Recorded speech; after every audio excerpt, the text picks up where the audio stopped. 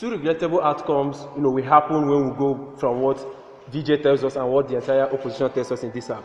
It's either the human race is totally annihilated, or the human race, is subjected to things they created by themselves, which are regrettable options and we do not subscribe from government. But before I go on to tell you what, emphasize the points Gideon told you in this debate, let me show you how opening opposition falls that, and how we mustn't pay attention to whatever mechanics that he will bring to change whatever Duke has told us in this debate.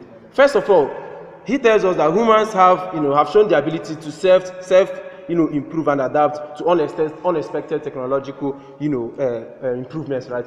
Panel, why there is a difference between this self-improvement and the adaptation of humans to technological is different is that to the extent where artificial intelligence has shown a level of proficiency and efficiency that trumps that of man, right? There is no level of adaptation that can ever trump this thing. Because in individual activities where machines have come to take up man, we've seen that machines have shown a level of efficiency that no man can ever equate. So to the extent that computers can do complex calculations, no man can sit on a bench and do the calculations that a particular a spreadsheet can do in 1 minute.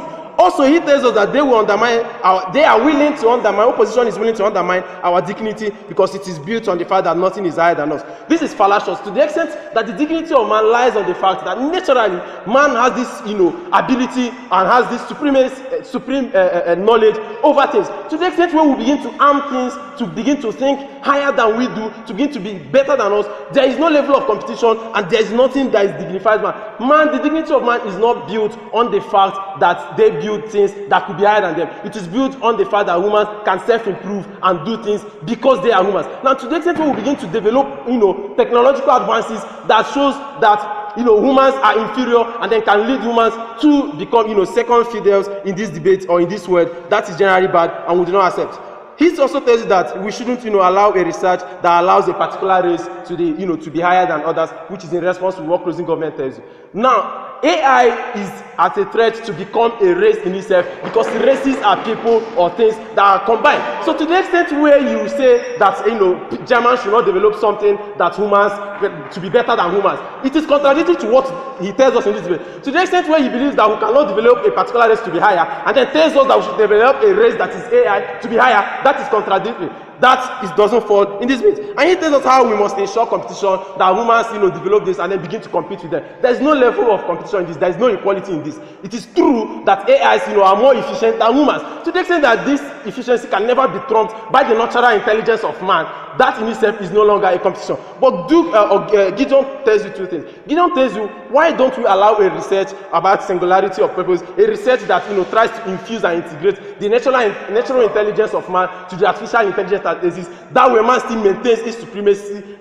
position over all things in life. And we feel that from government we can only encourage, even if we want to encourage anything, we encourage an integration of natural intelligence into human intelligence. So that is it for them. What do we get from Gideon in this debate, which is very key? Gideon tells you primarily how this holds the prospect of alienation and annihilation of humans.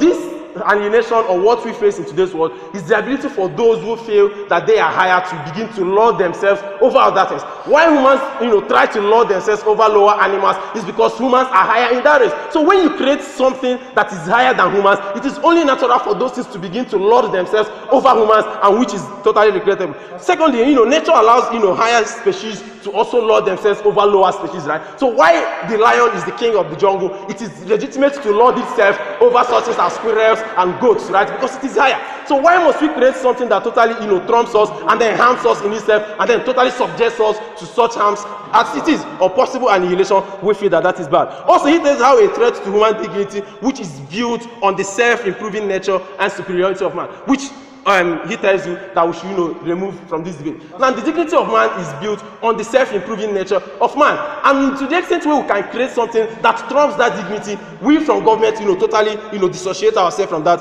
and will not save it. But a better alternative comes, which I don't even understand why they are against this alternative. Let us allow the singularity, in artificial intelligence to happen to the extent where biological intelligence is being fused with artificial intelligence, because there is no level of competition that exists between artificial intelligence and natural intelligence to the extent that to the functions that they do, particular functions that they perform, no human can get to that level. Also, it is why humans must not allow themselves to be pawns of nature. So these guys ultimately want us to be pawns of nature, where we will depend on whether we can, compete favorably with these guys or not. To the extent where we don't compete favorably with them, they say that we should subject ourselves to that. We believe that humans should not encourage anything that makes them, pawns of nature. Before I go to the consequences that come from what he tells us in this way, and by extension the entire opposition, let me take you openly. So in status quo, is there any human being that is as fast and effective as even a third generation computer? Okay, that's the point. That's why we shouldn't support it, because that competition is out of this debate. It's not possible. Also, to the consequences, please sit. So he accepts that today's world there is no human that is even favorable, competitive to a third generation computers, right? So why should we now build something that totally, hands them these abilities to lord themselves over us, which is negative and we should not take? But two consequences arise from what, if we go by what entire opposition tells us. Firstly, their ability to self-subscribe to, can totally lead to obliteration of human race, which is what we get from closing opposition in their POI, right? So if we allow people to subscribe to ideas, to knowledges that they believe, so to the extent where they subscribe to a particular knowledge, which is also the fear of VJ, where he tells us we should not allow the German, research to go on, to the extent that we allow these people to have this self-subscribing nature by being self-improving, we feel that that is also a harm in itself, because to the extent where they begin to hold supremacist views over humans, to the extent where they begin to hold views that tells them to, for instance, annihilate humans, there is nothing humans can do at that particular instance, because these people can rightly outthink humans. Secondly, on a consequence, where they begin to hold, okay, we say that also a major problem in today's world is the multiplicity of views and people's subscription to those multiplicity of views, right? So when these AIs, which we all agree in this debate, are higher, more efficient than humans, begin to subscribe to views that are also supremacist in their nature, we feel that that ultimately trumps man in this debate, and which is negative. What have we told you which why opening government is doing? Opening government says that we must rally around a world that ensures that humans remain, at the helm of affairs of doing like.